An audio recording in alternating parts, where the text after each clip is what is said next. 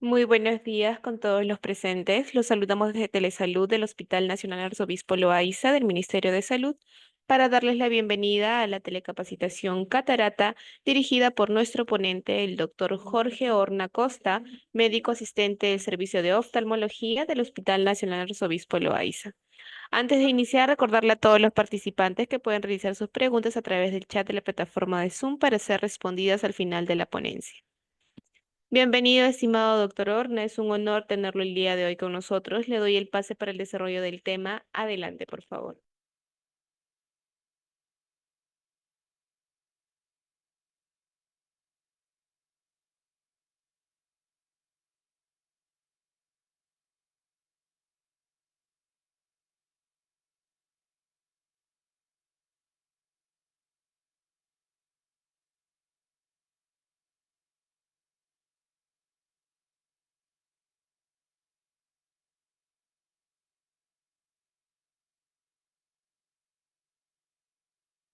Muy buenos días con todos.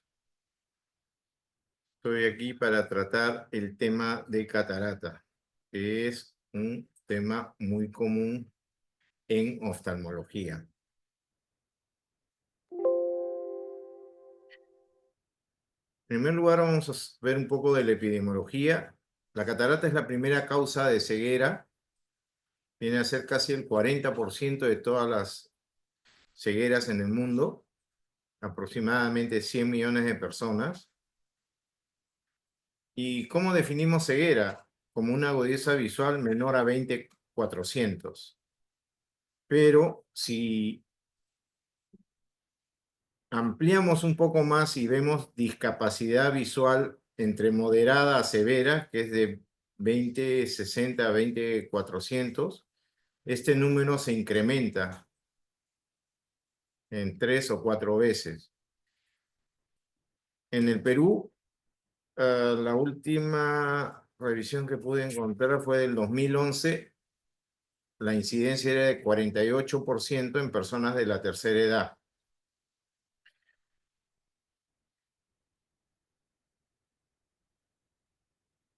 Para entender la catarata, lo primero que tenemos que ver es el cristalino, ¿no? Es el elemento fundamental para la refracción ocular. Tenemos acá el globo ocular, los haces de luz que entran, y dentro del sistema refractivo tenemos dos muy importantes: la córnea en primer lugar y el cristalino en segundo lugar. Tiene un poder refractivo de 20 dioptrías en promedio.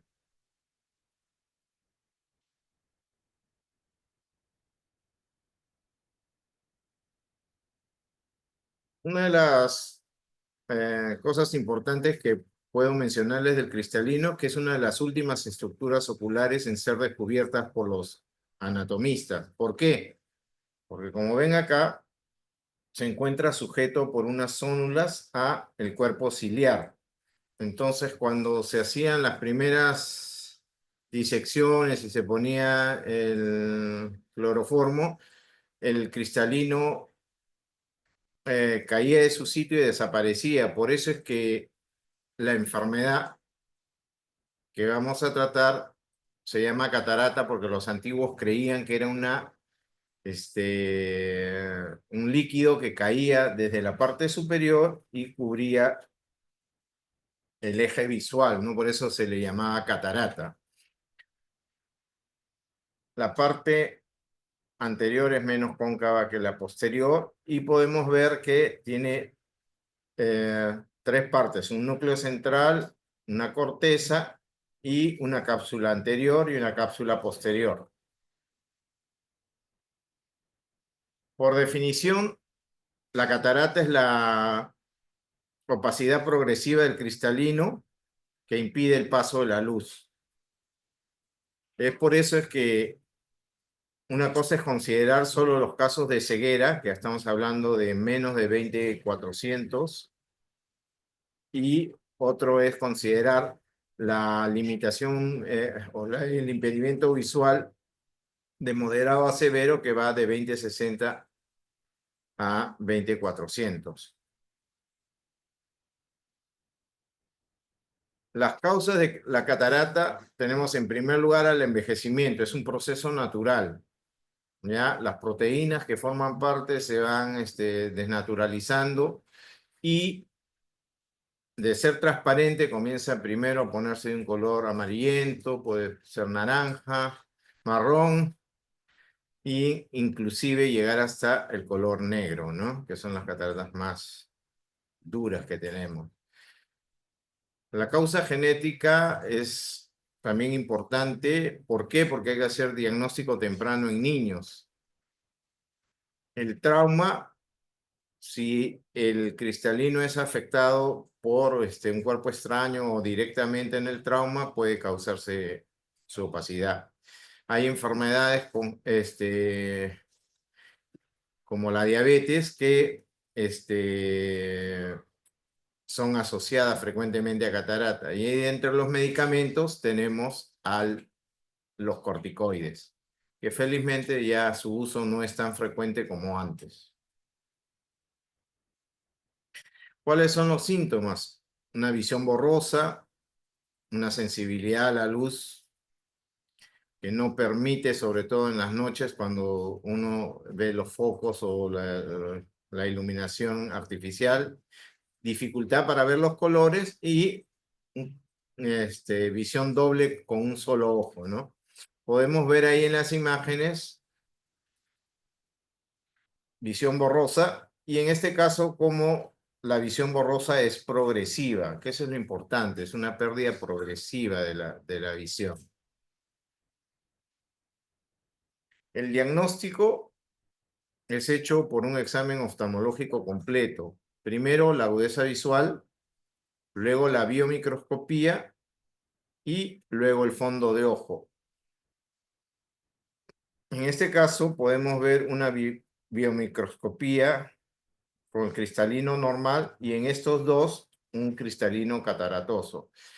¿Por qué tenemos que hacer fondo de ojo? Porque algunas veces solo nos guiamos con opacidad del cristalino y una agudeza visual baja, pero el paciente puede tener o un glaucoma o patología retiniana, sobre todo de tipo macular, que disminuye su visión. Nosotros operamos la catarata y el paciente no mejora la visión. De entre los tipos de catarata podemos ver que son de acuerdo a lo que hemos visto, ¿no? La cortical viene a ser la parte externa del cristalino, la nuclear, la parte media. Hay una que es la subcapsular posterior, que viene a ser justo en la parte posterior del cristalino. En su zona central es la que más agudeza visual afecta y sobre todo es la que se presenta en pacientes diabéticos. Y la catarata hipermadura, que es reconocida hasta por el portero del servicio, ¿no? En ese caso no es difícil de hacer el diagnóstico, pero siempre hay que tratar de ver el fondo de ojo, si no se puede evaluarlo mediante una ecografía para tratar de descartar problemas severos de la retina, ¿no? ¿Cuál es el tratamiento? Primero, refracción. En las etapas tempranas, la catarata empieza a aparecer a partir de los 50 años, corrige con refracción. Uno le pone sus lentes al paciente y mejora. Cuando esta refracción se hace cada vez más frecuente y el paciente ya no llega al 20/20, hay que pensar en la cirugía. Si no hay mejoría, pasamos a la cirugía. En este caso tenemos tres formas, ¿no? La extracción extracapsular de catarata, la cirugía de incisión mínima y la facoemulsificación. En la extracción extracapsular de catarata abrimos una incisión más o menos de 7, 11 milímetros, sacamos el cristalino y ponemos un lente intraocular. A veces, cuando el cristalino es la catarata es muy grande, hay que abrir una incisión más grande, ¿no? Y luego se cierra con puntos. Es considerada la técnica tradicional, pero cada vez se está dejando de lado frente a las ventajas que ofrecen las otras técnicas, que es una recuperación más rápida y un menor astigmatismo. La técnica de incisión mínima comenzó con el doctor Blumenthal, que ponía un mantenedor de cámara, hacía una incisión pequeña, quitaba el cristalino, ponía el lente intraocular y no era necesario hacer suturas. La incisión es bien pequeña, generalmente se hace un túnel escleral, no es corneal como la siguiente cirugía que vamos a ver. Nos consume menos materiales, pero se necesita una curva de aprendizaje que es mucho más lenta que la extracapsular. Por último, tenemos la facomulsificación, en el cual se hace una sola incisión que va a entrar el facomulsificador, va a disolver la catarata, la va a absorber y al final por esa misma incisión va a entrar un lente que por ser una incisión ahora de 2.2 milímetros y el lente tiene 5.5, tiene que ser plegable. Es la técnica que actualmente se está utilizando más y nos permite resultados de recuperación de la visión más rápida y con un tiempo corto postoperatorio, ¿no? Pero la curva de aprendizaje también es mayor.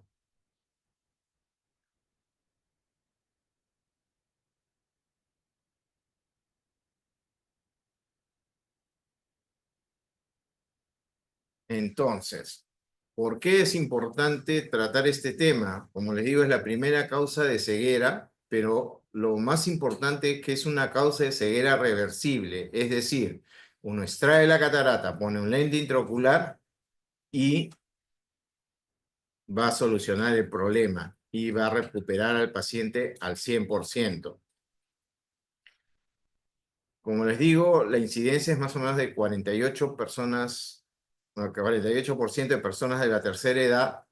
En el año 2014, 2015 se hizo un programa nacional donde consideraban que había una tasa de 80.000 cataratas nuevas por año.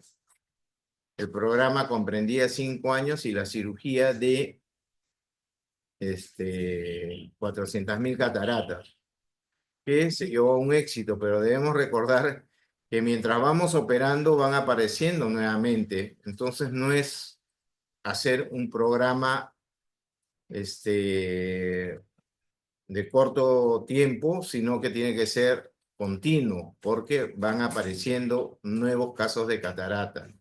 Y como les decía, ceguera, estamos considerando una agudeza visual menor a 20/40, 20/400, perdón. Pero hay autores que consideran que la alteración visual de moderada a severa también tiene que ser tratada porque dificulta el trabajo y altera la vida de las personas. Es una versión resumida de lo que viene a ser catarata. Espero que se me haya entendido bien y estoy abierto a las preguntas del auditorio. Muchas gracias. Muchísimas gracias y felicitaciones, doctor Horna. Antes de continuar con la ronda de preguntas, mientras los participantes van redactando sus dudas, lo pueden realizar en el apartado de chat de Zoom. ¿Podría brindarnos alguna otra recomendación adicional respecto al tema? Bueno, dentro de lo que vendría a ser la prevención, podríamos prevenir las causas traumáticas, las causas en enfermedades, ¿no? Pero la que es por el envejecimiento, no hay hasta ahora algún tratamiento preventivo. Lo que sí, cuando comencemos a cambiar de lentes muy frecuentemente, hay que pensar que ya puede estar apareciendo cataratas. y hay que acudir al oftalmólogo y no simplemente seguir yendo a los optómetras para que solo nos midan la agudeza o los lentes y mejoren la agudeza visual.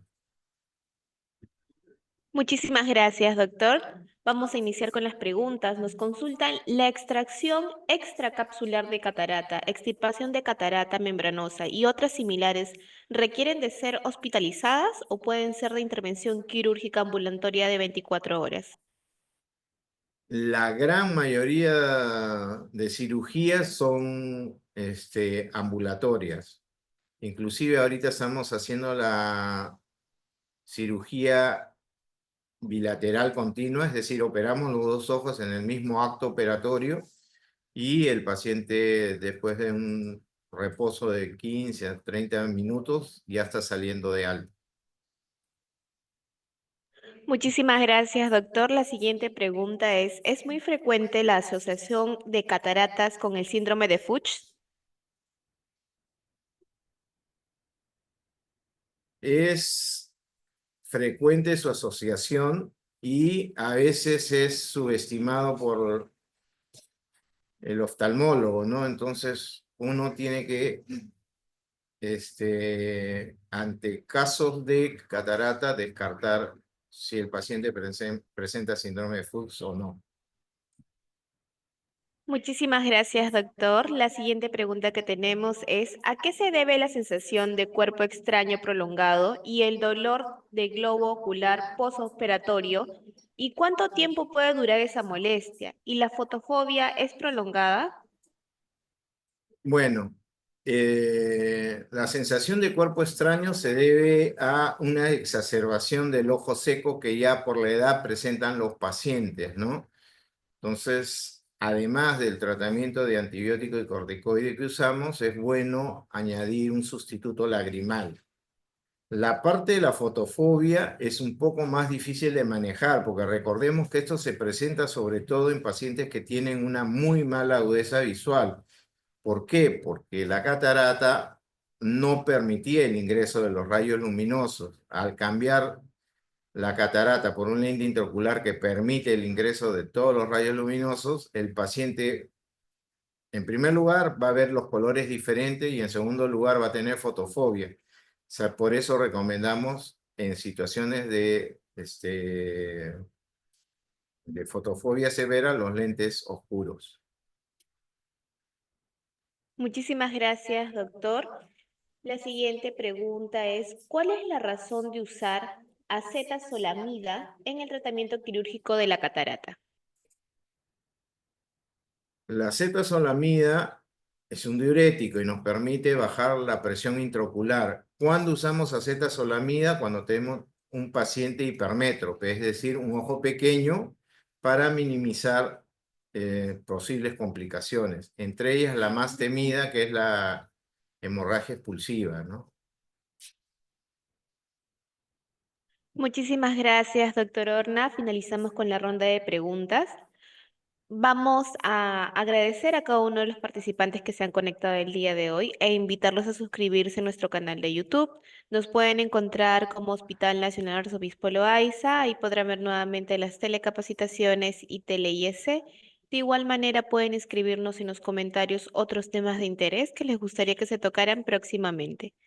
Y con nosotros sería hasta una próxima telecapacitación. Ha sido un honor tenerlo el día de hoy con nosotros, doctor Orna. Esperamos contar nuevamente con usted en una próxima oportunidad. Muchísimas gracias. Gracias a ustedes por la invitación.